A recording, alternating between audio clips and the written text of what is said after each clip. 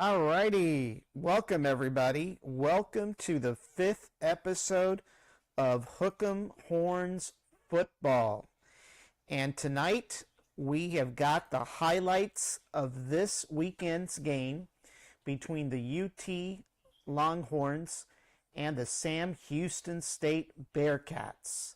So, with no further ado, let's go ahead and get started with the highlights of the game. If I can find my screen. Give me a second here while I try to find my screen. There was a little bit of an update and they sort of disabled some of my screens here. So here we go. There we go. We've got our screen. So once again, this is episode number 5 of Hook'em Horns Football, and in this show we cover everything with the UT Longhorns. And for those of you watching tonight, don't forget to subscribe to our YouTube channel at Brownsville Tech Live on YouTube. And for those of you on Facebook, don't forget to become a follower on Brownsville Tech Live's page, as well as 956 Live's page as well. When you do that, you'll be able to get notifications of this show and all the other shows we have.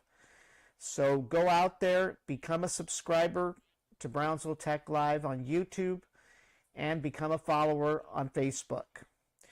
Alrighty, folks. So as we mentioned, the Longhorns played Sam Houston State University, the Bearkats, and it was quite an interesting game. Not very surprising. Arch Manning once again was on fire, and he definitely proved it tonight along with the Longhorns. So let's get going here. And once again, it was Arch Manning against their quarterback, Hunter Watson.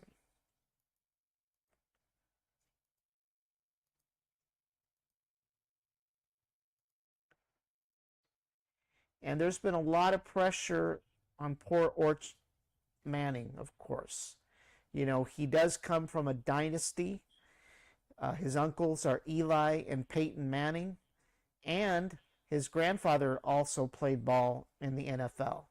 So he's got a lot of pressure because he comes from a family of pro football players. So the pressure is on the poor kid.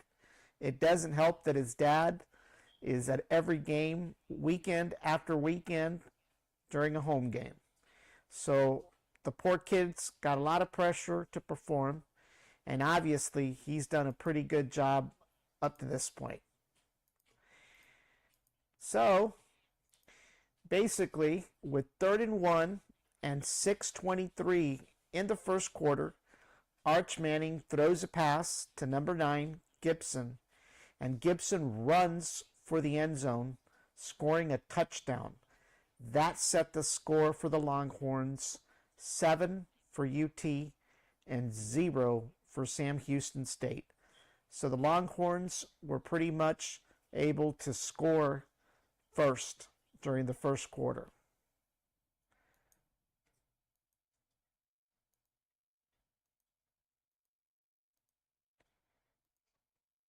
And then, with 2nd and goal and less than 45 seconds at the end of the first quarter, Arch Manning, unable to find any wide receivers, any tight ends, even a running back, decides, you know what, let me go for it. So he rushes to the end zone and makes a touchdown, taking the Longhorns 14 and Sam Houston 0 after the extra point.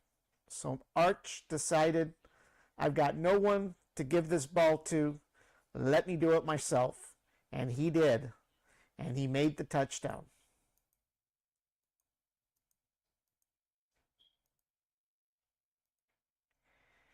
And 1st and 10, and at the start of the second quarter with 12 minutes and 52 seconds, Arch Manning throws a pass to number 84, the tight end, Jordan Washington.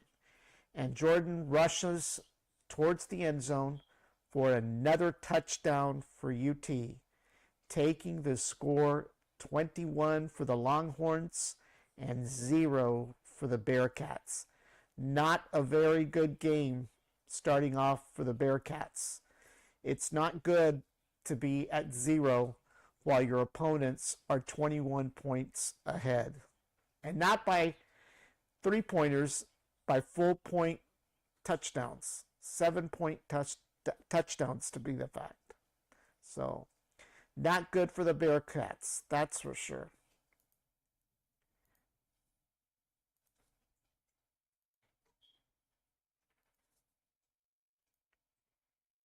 And 4th and 9, and about 5 minutes still left in the second quarter.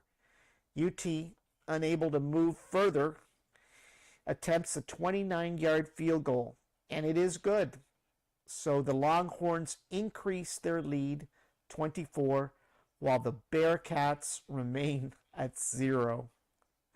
It just seems to be slipping further and further away from Sam Houston State, that's for sure. So the score ends up 24 for the Longhorns and 0 for the Bearkats.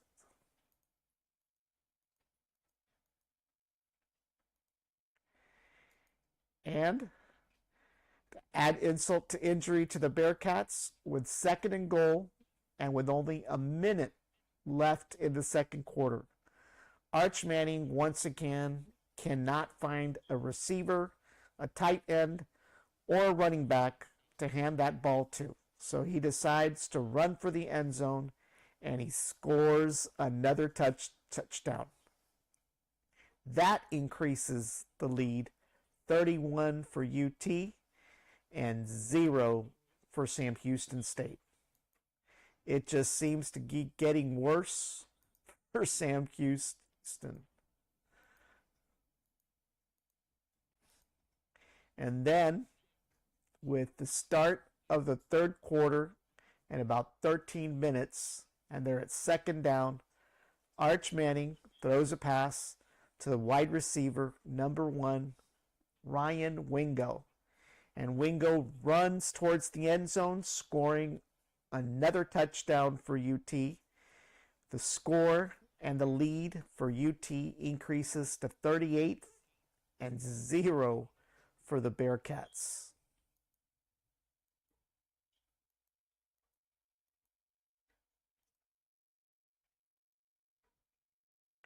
And then, with 10 minutes in the third quarter, 2nd and 9, Manning throws a pass once again to the wide receiver, Wingo, and he scores another touchdown. That increases UT's lead to 48 and 0 for Sam Houston State. It just gets worse and worse for the Bearkats as the night went on.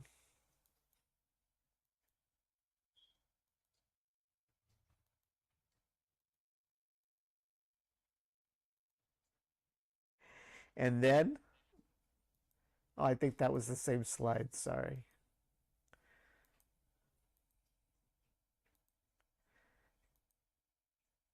And then, with 2nd and goal and 13 minutes in the fourth quarter, the ball is handed to number 6, running back Clark, who rushes in for another touchdown. That increases the score, 55 for the Longhorns and 0 for the Bearkats. And that pretty much is the final nail on the coffin. The Bearkats succumb to the Longhorns 55 to 0. It was quite a game. Touchdowns by Wingo, touchdowns by Arch Manning. It was just an incredible game. It was a blowout. Sam Houston had no chance to win this game whatsoever. So, once again, that was the game. That was the game. And it was an incredible game. It was a blowout, folks. It was a blowout. The Bearkats never stood a chance to win at all. They just couldn't score, couldn't run. They couldn't even do any field goals. I mean, it was horrible. It was horrible. At least for the Bearkats, right? Well, what do the ESPN gods have for us in post-week 4? Where is the entire college rankings in post-week 4? Well, this week, post-week 4, number 1, you've got Ohio State. Number 2, you've got Miami. They've moved up a notch. Ohio was number 1 last week, post-week 3. They're still number 1 post-week 4. But Miami has moved up. Penn State has actually moved up from number 7 last week to number 3. LSU actually remained at number 4, along with Georgia. But Oregon has actually creeped up to number 6. And let me see, where were they at last week? They weren't anywhere. Oh no. Actually, Oregon fell from number 2 last week to number 6. Then you've got Oklahoma that's gone up 2 notches to number 7 from being at number 9 last week, followed by the Longhorns, which remain at number 10. Illinois has crept up, Indiana, A&M is at number 9. They've crept up ahead of the Longhorns. The Longhorns are number 10. Indiana is number 11. Where were they at last week? I don't see them. Nope. Oh no, they were number 20. So they've improved to number 11. Texas Tech now is number 12. They've crept up 4 notches. Ole Miss has fallen 1 notch to number 13 from last week. Iowa State is now number 14. Where were they last week? Iowa, where are you? You're nowhere. So you've actually managed to creep up again in the chart. Tennessee is number 15. They've gone up a notch. They were 16 last week. Georgia Tech is now 16. They've gone up 2 notches from last week. Alabama, they are currently number 17. They've actually gone down 2 notches. And then